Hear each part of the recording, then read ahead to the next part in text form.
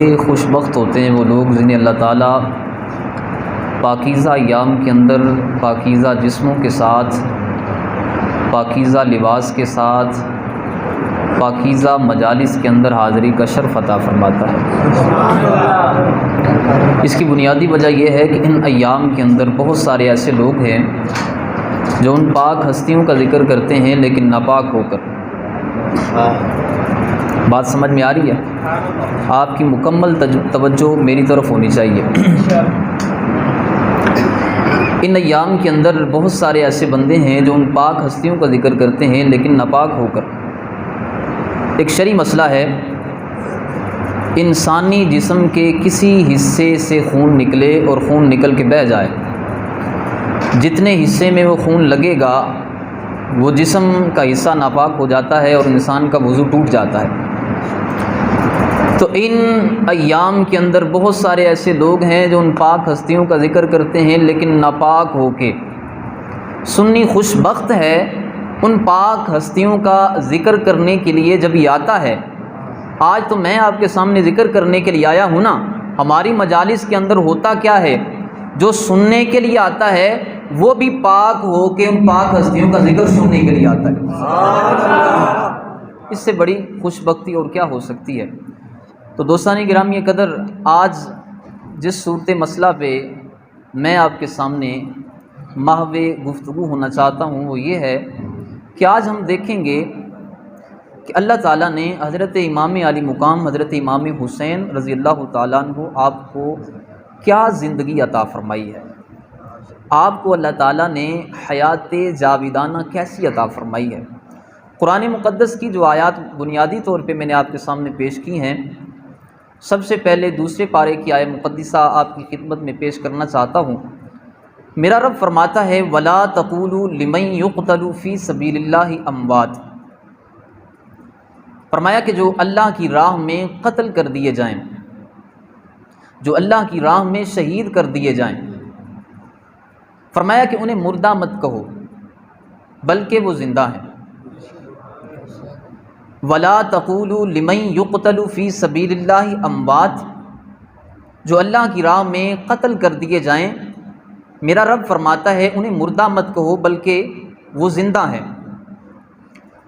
اب common sense کی بات ہے، ہر شخص جانتا ہے جو شے مردہ نہیں ہے وہ زندہ ہے۔ ہر بندے کے علم میں ہے جو شے مردہ نہیں ہے وہ زندہ ہے۔ مثال کے طور پہ میں ایک بات آپ کی خدمت میں عرض کرنا چاہتا ہوں۔ آپ ایک فارم لیتے ہیں، اس پہ لکھا ہوتا ہے میل فیمیل، مرد عورت، مسلم غیر مسلم۔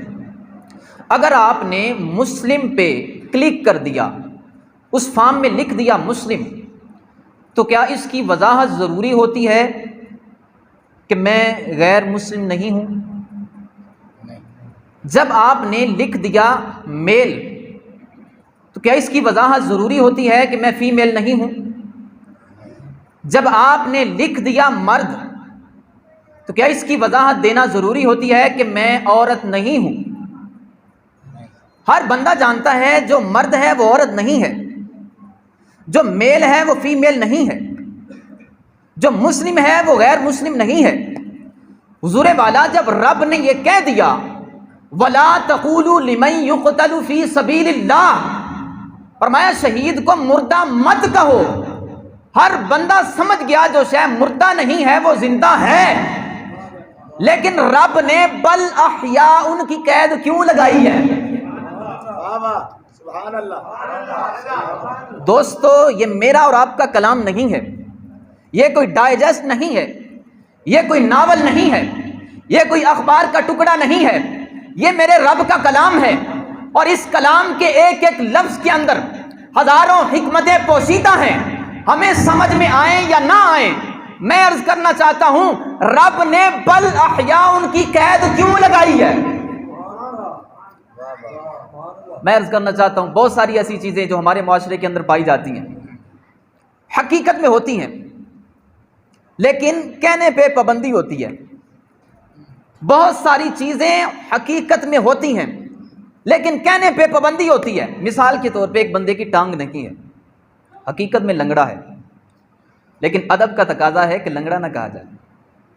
ایک بندے کی آنکھیں نہیں ہیں، حقیقت میں اندھا ہے، لیکن ادب کا تقاضا یہ ہے کہ اسے اندھا نہ کہا جائے. آپ کی کسی کے یہاں شادی ہوتی ہے، آپ کی بیوی کا بھائی آپ کا سالہ ہے، حقیقت میں سالہ ہے، لیکن کہنے پہ پابندی ہے، آپ کہہ نہیں سکتے اسے. رب تعالیٰ اگر اتنا کہہ دیتا وَلَا تَقُولُوا لِمَن يُقْتَلُ فِي سَبِيلِ اللَّهِ، ہمارے ذہنوں میں یہ بات آنی تھی شہید ہے تو مردہ، لیکن کہنے پہ پابندی ہے. لیکن رب تعالیٰ نے بل احیاء ذکر فرما کے بتانا چاہا ہے دنیا والوں میں نے جو کہا ہے نا شہید کو مردہ مت کہنا، یہ اس لیے نہیں کہ ادب کا تقاضا ہے، فرمایا اس لیے کہ شہید حقیقت میں زندہ ہے.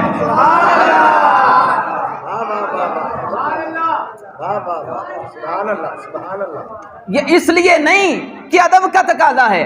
رب نے بل احیاء ذکر فرما کے بتایا ہے، میں نے ادب کی وجہ سے منع نہیں کیا، بلکہ شہید حقیقت کے اعتبار سے زندہ ہے. حضور والا قرآن پاک کی آیت مقدسہ بتا رہی ہے امام علی مقام زندہ ہیں. قرآن پاک کی آیت مقدسہ بتاتی ہے فاروق اعظم زندہ ہیں.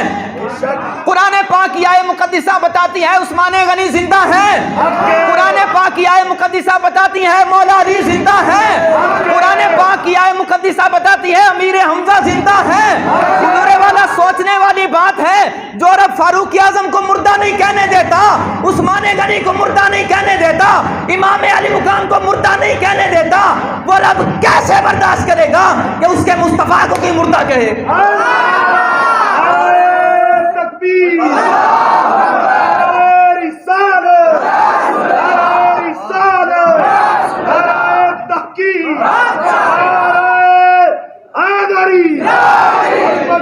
شان مصطفیٰ، عزت و مقام مصطفیٰ، عزت و شان اہل بیت، علماء حق اہل سنت. رب فرماتا ہے بل احیاء، بلکہ شہید زندہ ہے، ولکن لا تشعرون. فرمایا ہم نے شہید کو ایسی زندگی عطا فرمائی ہے، فرمایا جہاں پہ جا کے تمہاری عقل کی انتہا ہوتی ہے وہاں سے شہید کی زندگی کی ابتدا ہوتی ہے. ولکن لا تشعرون، شہید زندہ ہے.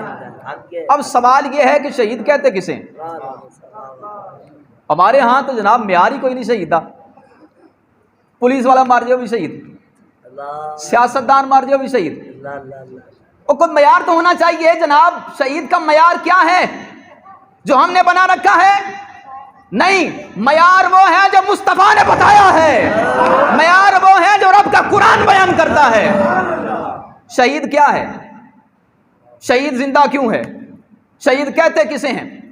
اسی آیت مقدسہ میں رب فرماتا ہے، فرمایا وَلَا تَقُولُوا لِمَن يُقْتَلُ فِي سَبِيلِ اللَّهِ، لِمَن يُقْتَلُ فِي سَبِيلِ اللَّهِ. شہید وہ ہے جس کی موت اللہ کی راہ میں ہو. شہید وہ ہے جس کی موت اللہ کی راہ میں ہو. ساری زندگی کا سوال نہیں، کہاں گزاری ہے، کیسے گزاری ہے نہیں پوچھا، فرمایا اس کی فقط موت اللہ کی راہ میں ہے، اس کی صرف موت اللہ کی راہ میں ہے. میں بتانا چاہتا ہوں حضور والا جس کی فقط موت اللہ کی راہ میں ہو وہ زندہ ہے. قرآن کہتے اسے مردہ نہیں کہنا. میرا نبی اعلان کرتا ہے ان صلاتی و نسکی و محیایا و مماتی للہ رب العالمین. میرے مصطفیٰ کہتے ہیں میری نماز، میری قربانی، میرا جینا، میرا مرنا سب کچھ اللہ کی راہ میں ہے. حضور والا جس کی صرف موت اللہ کی راہ میں ہو رب کہتا ہے اسے مردہ نہیں کہنا. جس کی زندگی کا لمحہ لمحہ اللہ کی راہ میں گزرے وہ مردہ کیسے ہو سکتا ہے؟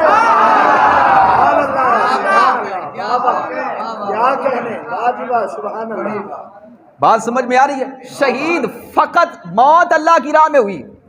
رب کہتا ہے اس کی موت اللہ کی راہ میں ہے اس لیے اسے مردہ مت کہو، یہ زندہ ہے. جس نبی کا جینا مرنا زندگی کا ایک ایک لمحہ اللہ کی راہ میں گزرا وہ مصطفیٰ کیسے مردہ ہو سکتے ہیں؟ اگر آپ اجازت دیں تو ایک بات یہاں پہ عرض کرنا چاہتا ہوں. میرے مصطفیٰ نے فرمایا میرے 2 وزیر آسمانوں میں ہیں، میرے 2 وزیر زمینوں میں ہیں۔ اب وہ آسمانوں والے وزیر کون سے ہیں؟ پہلے کا نام جبریل ہے، دوسرے کا نام میکائیل ہے۔ زمین والے وزیر کون سے ہیں؟ پہلے کا نام صدیق اکبر ہے، دوسرے کا نام عمر فاروق ہے۔ اب سادہ بات آپ کی خدمت میں عرض کرنا چاہتا ہوں، مسئلہ سمجھ آ جائے گا۔ ساری زندگی اس مسئلے تے تسی ڈگمگاؤ گے نہیں۔ میرے مصطفیٰ فرماتے ہیں 2 وزیر آسمانوں میں، 2 زمین میں۔ اب میں سادہ سی بات کرتا ہوں کہ جناب مجھے بتائیں وزیر کس کے ہوتے ہیں؟ وزیر ہوتے ہیں بادشاہ کے، اور میرے مصطفیٰ فرماتے ہیں 2 وزیر آسمانوں میں ہیں، 2 زمین میں ہیں۔ اب میں آپ سے سوال کرتا ہوں، جبرائیل امین مر گئے نے کہ زندہ نے؟ میکائیل علیہ السلام مر گئے ہیں یا زندہ ہیں؟ مولوی تھوڑا سا حیا کر، جس بادشاہ کے وزیر زندہ ہے وہ بادشاہ کیسے مر سکتا ہے؟